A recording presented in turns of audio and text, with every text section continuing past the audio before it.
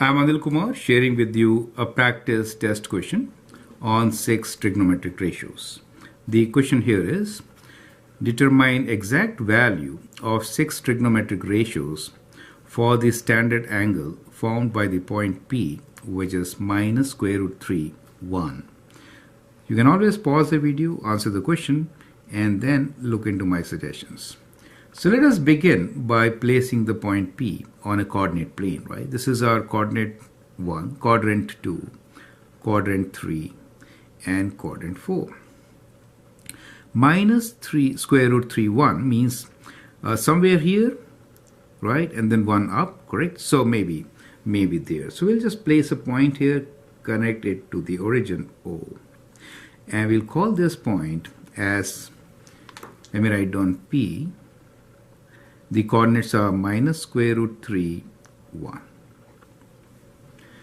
Now, that really means that if I drop a perpendicular in that case, the x value here is minus square root 3. The y value here is 1. So what is OP? The hypotenuse of this right triangle. So let us calculate that first, right? So OP, which is the hypotenuse, is square of minus square root 3 plus square of 1, right? Which is equal to square root of 3 plus 1, which is square root of 4, and that is 2. So the hypotenuse is 2 for us. Now we can find all the 6 trigonometric ratios. So let me write SOHCAHTOA, which means sine is opposite over hypotenuse, cosine is adjacent over hypotenuse, tan is opposite over adjacent side. Now also remember, in quadrant 2, what is positive and what is negative? So we know that all are positive in quadrant 1, sine is positive in quadrant 2, tan in 3, and cosine in 4. Since we are working in quadrant 2, in that case, let me write down all, let me say this is our angle theta, right? This is our angle theta.